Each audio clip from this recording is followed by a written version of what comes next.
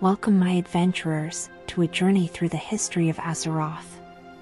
In this podcast, we'll unravel the tales that have shaped the diverse landscapes and cultures of this fantastical realm.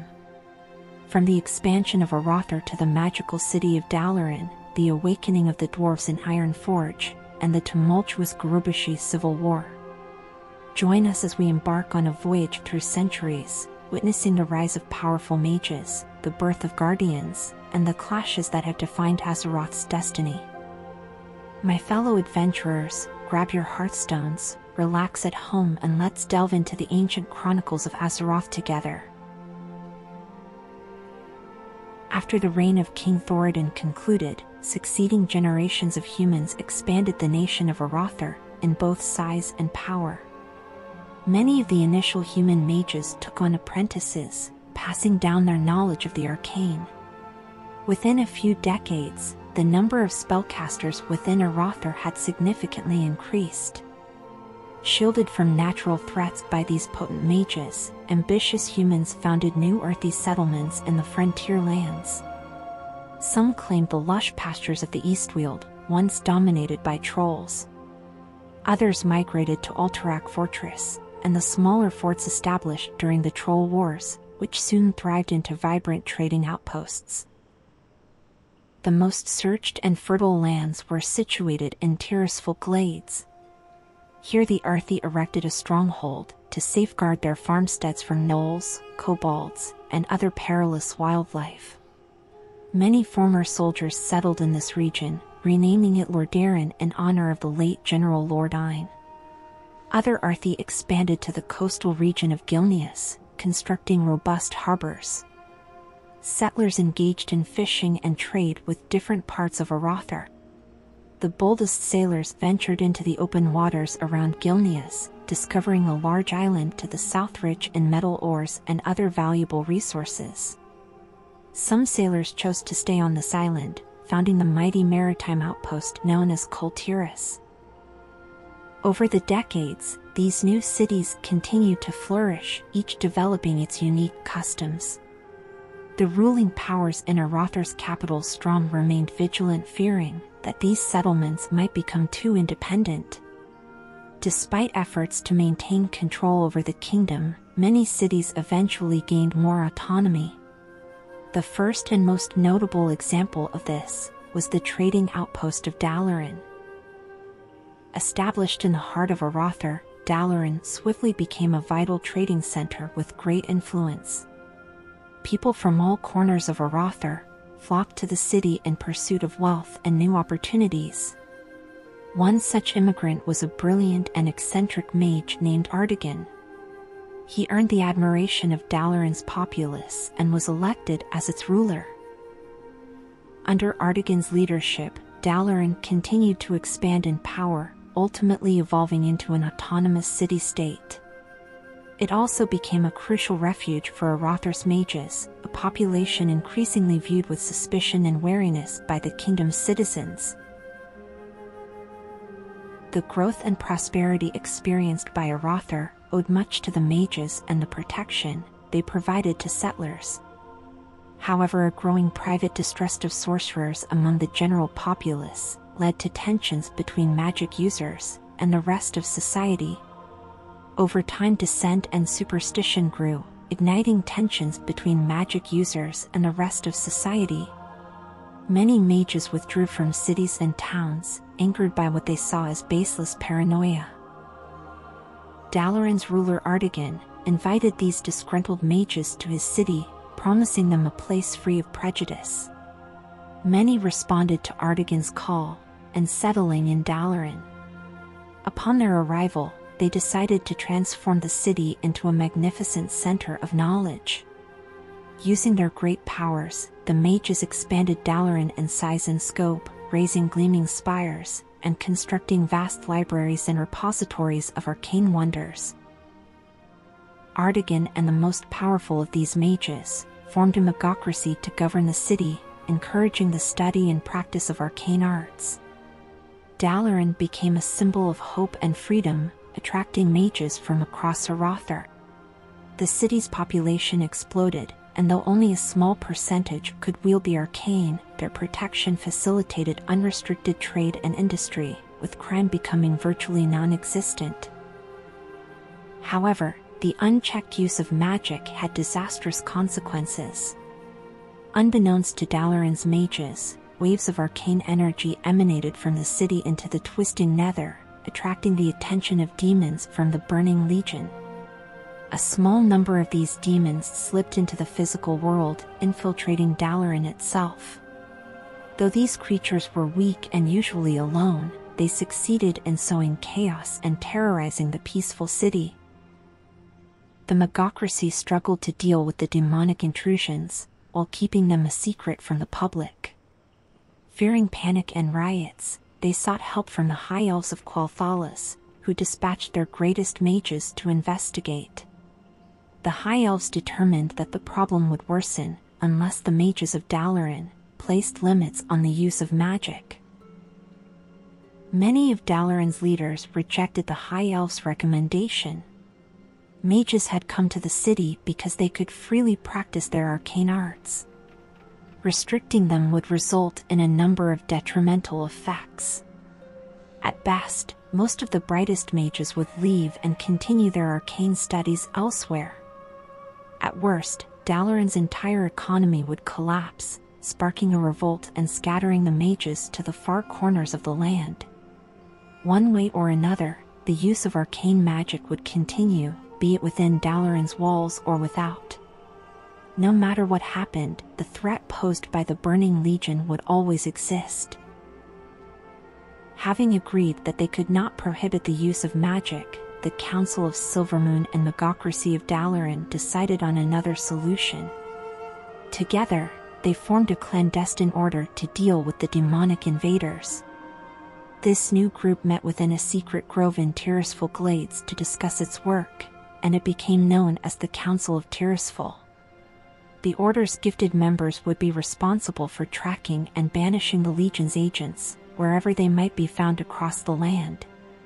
The mages would also quietly educate other mages about the dangers of reckless spell weaving. For many years, the first members of the Council of Tirisfal quietly found and sent away any demons they could find. When dealing with extremely powerful enemies, the Council's members would put their powers into one person, who would act as a temporary vessel for their strength. Empowering a single champion was a risky ritual, done only in rare and urgent situations. The council members had to be close to each other for the ritual, making them vulnerable. The massive amount of energy could also destroy the chosen champions. But if they survived, they could defeat even the mightiest agents of the Burning Legion. Despite the risks, the Council of Tirisfal used this empowering technique effectively for many years. However, everything changed when a dreadlord named Catherinator infiltrated Dalaran. This clever demon moved through the city, spreading his poison and causing terrible plagues. As the sickness spread, paranoia covered the city. The Council of Tirisfal investigated and faced Catherinator, but the demon outmatched them. Desperate, they empowered a high elf named Ayrton Brighthand as their champion. Ayrton faced Catherinator, using the Council's combined power as his own. Here, Catherinator turned the Council's strength against them. Instead of facing the champion directly, the demon attacked the Council members. With their powers controlled by Brighthand, they couldn't defend themselves. Catherinator's attack disrupted the connection between the council members and Ayrton, weakening the champion until he fell to the demon.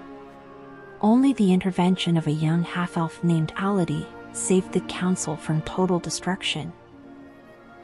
The cautious council regrouped for another battle, but this time as individual mage without a champion. Catherinator reveled in the council's disarray, easily defeating them. The defeat shattered the Council of Tirisfal's confidence and hope. They realized they couldn't overcome Catherinator individually, or rely on their empowering ritual. In this dark moment, Aladi and his allies discovered a new way to use their power. the council members no longer needed to be present for the battle. Through a complex ritual, they could permanently give someone a portion of their power. Aladi was the first to undergo this experimental technique. When successful, he declared himself not the council's champion, but its guardian. The newly empowered Aladi faced and defeated Catherinator, banishing the Dreadlord back to the twisting nether. Hailed as a hero, Aladi served as the first guardian of Tirisfal. He used his powers to extend his life, hunting down the Legion's minions for 100 years. At the end of his century of service, Aladi voluntarily gave up his power, choosing a peaceful life. This marked the beginning of the Guardian tradition. Every century, a new mage would dedicate their life to protecting Azeroth, showing humility by relinquishing power after 100 years. For over a millennium, an unprecedented era of prosperity reigned across Azeroth. Although conflict and suffering couldn't be entirely eliminated, the Guardians ensured no demonic intruders harmed the world. As these noble individuals waged their secret war against the Legion, Dalaran continued to be one of the world's leading centers of arcane knowledge and research. Far to the south of Dalaran, the ancient vault of Uldaman lay in darkness and silence. Ages ago, Ironea and Keeper Arquitas had gone into hibernation. Many of the mechagnomes who had once watched over Uldaman's machineries had departed after being afflicted by the curse of flesh. However, a few faithful clockwork servants remained, gradually succumbing to the passage of time. They broke down and died, and leaving only one. This lone mechagnome did her best to maintain Uldaman, but much of the stronghold fell into disrepair. The curse of flesh chipped away at her metallic form until she transformed into a gnome, growing old and close to death. Aware of her limited time, the gnome worked to free the earthen hibernating deep within Uldaman. She could not bear the thought that, when she passed, they would be abandoned forever in the vault's lifeless halls. With her dying breath, the gnome activated the earthen's hibernation chambers. The chambers stirred to life, and the titan forged slumbering within awoke to a new world and a new destiny. These awakened earthen found that they had changed dramatically. The curse of flesh had taken its toll, turning them into creatures of flesh and blood, creatures who would call themselves dwarves. Still groggy from their years of slumber, the dwarves stumbled from the broken halls of Uldaman and emerged onto the surface of the world. They felt drawn to the west, where a range of majestic stone mountains towered into the clouds. Similar to the gnomes who had left Uldaman centuries ago, the dwarves had to contend with the savage beasts of the land. However, unlike the gnomes who relied on ingenuity, the dwarves depended on their resilience and natural physical strength. Eventually, they reached the mountains they had seen on the western horizon and settled in the snowy region of Dun Morrow. Although the curse of flesh had dimmed their memories, the dwarves still held faint ties to their titan-forged heritage. Inspired by recollections of the past, they named their new home Cosmodin, or Mountain of Cos, in honor of the titan shaper Zul'gurub. The dwarves retained a natural affinity for stoneworking and mining. They delved into the heart of Cosmodin's tallest mountain and crafted an immense forge. Around it, the dwarves built a proud city called Ironforge. This would become the seat of their new home, a great and mighty nation stretching deep under the mountains. As the dwarves mined Cosmodin's mountains and expanded their holdings, they discovered the gnomes dwelling in nearby caverns.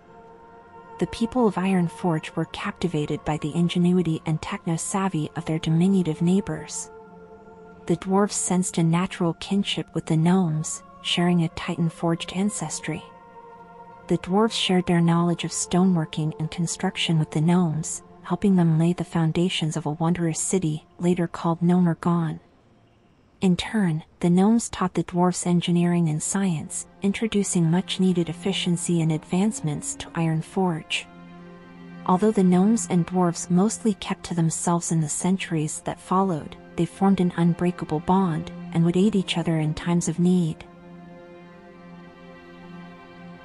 In the southern part of the Eastern Kingdoms, the Gurubashi jungle trolls were in poverty and hardship, never fully recovering from the damage caused by the Sundering.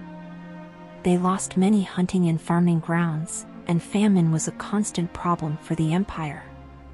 To regain their former glory, the Gurubashi of Stranglethornvale turned to the powerful Loa spirits they worshipped. One such creature, Hacker the Soul Flayer, the Loa of Blood, answered their call. The malevolent spirit promised to help the Gurubashi expand their empire across the lower half of the Eastern Kingdoms, demanding large numbers of living sacrifices in return. The Gurubashi who pledged loyalty to Hacker became the Hakari.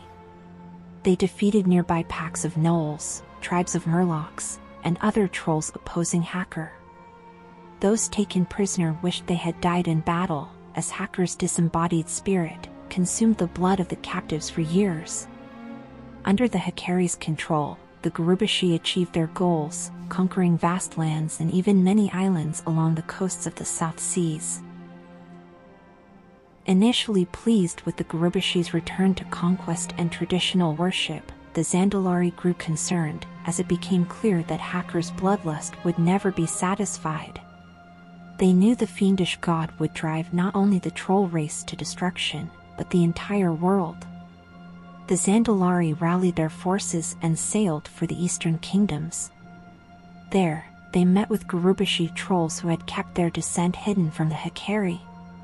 The Zandalari and their new allies learned that a faction of Hacker's most zealous priests, the Atalii, were attempting to summon the Loa spirit into a living form.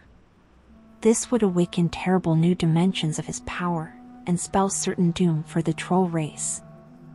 Horrified by the Atalii's plans, the Zandalari attacked the Gurubashi capital of zul'gurub.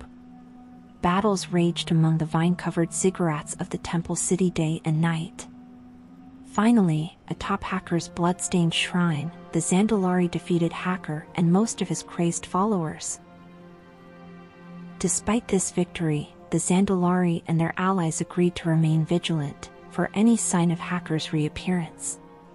The Loa was not truly dead, his spirit had merely been banished from the physical world.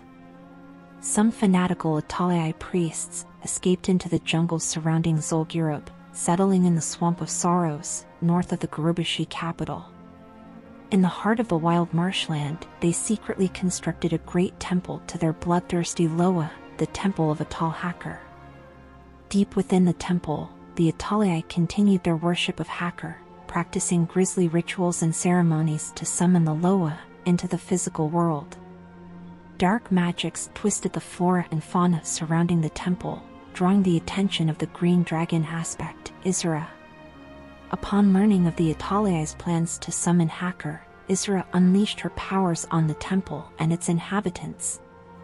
The dragon aspect's attack buckled the temple's walls and blasted its foundations apart. The immense ziggurat began sinking beneath the land. As the swampy mire engulfed the temple, the terrified Atalii abandoned their rituals and scattered into the marshlands. Though Isra had thwarted Hacker's return, she knew that the Atalii might someday attempt to summon the Loa again. She commanded a number of her loyal green dragons to watch over the ruined temple, and ensure it would never again be used to bring such evil into the world. Thank you for watching the video to the end. If you enjoyed this journey into the past, please remember to like, share, and subscribe for more epic adventures on this channel. Exercise caution in Azeroth, and we eagerly anticipate your return in 2024. Thank you for watching and for all your support. Your kind comments mean a lot, and I truly appreciate your presence. Wishing you all a happy and successful new year.